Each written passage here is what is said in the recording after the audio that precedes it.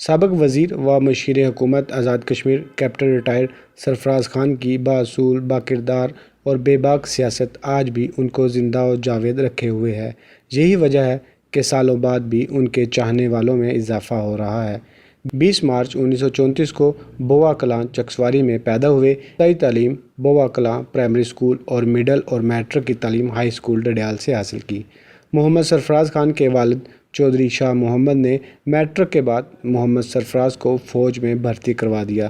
تقسیم ہند کے بعد آزاد ریاست کے انتظامات چلانے کے لیے جب آزاد کشمیر فوج کا قیام بھی عمل میں لایا گیا تو محمد سرفراز نے آزاد کشمیر فوج میں ملازمت اختیار کر لی۔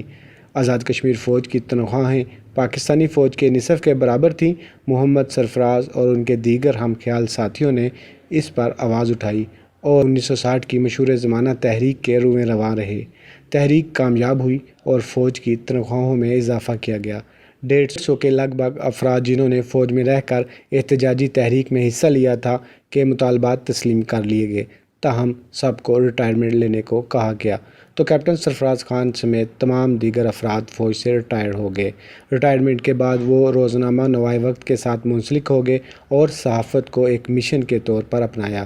اپنے علاقے کی عوام کے ساتھ ہونے والی حق تلفیوں اور ناانصافیوں پر ان کا دل مطمئن نہ ہوا تو وہ صحافت سے سیاست میں آئے اور 1964 میں سیاست کا آغاز کیا اور 1966 کو بی ڈی ممبر کا الیکشن لڑا۔ کیپٹن ریٹائرڈ سرفراز خان نے 1970 کے عام انتخابات میں چودھری خادم حسین کے خلاف مسلم کانفرنس کے پلیٹ فارم سے الیکشن لڑا اور ہار گئے۔ ہار کو دیکھتے ہوئے انہوں نے ہمت نہ ہاری بلکہ جدوجہد اور عوامی حقوق کے لیے آواز بلند کرنے کو اپنا شعار بنایا اور 1975 کے انتخابات میں مسلم کانفرنس نے کیپٹن سرفراز کو ٹکٹ دیا تو علاقہ کے کچھ معززین نے صدر ریاست سردار عبدالقیوم خان سے رابطہ کیا اور ان پر اعتراض کیا اور کہا کہ ان کے پاس نہ تو گاڑی ہے اور نہ پیسے، الیکشن کیسے لڑیں گے، جس پر سردار قیوم نے جواب دیا کہ میں گاڑی اور پیسوں کو کپتان صاحب کے پاؤں کی جوتی کے برابر بھی نہیں سمجھتا اور انہیں واپس بھیج دیا۔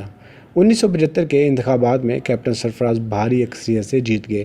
جب تک اسمبلی رہی، مظفر آباد کے گلی کوچوں میں لوگوں کے حقوق کے لیے جاری تحریکوں میں کیپٹن ریٹائرڈ سرفراز قیادت کرتے دکھائی دیتے۔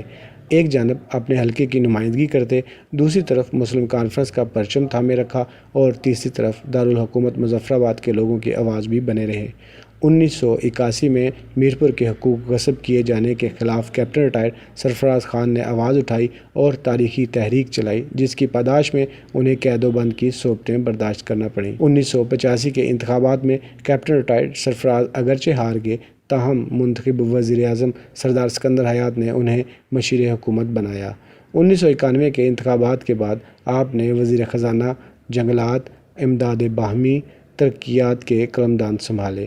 2.5 سال بعد کابینہ تبدیل ہوئی تو سردار عبدالقیوم خان نے کہا کہ اس کابینہ سے صرف کیپٹن سرفراز وزیر لیا جائے گا۔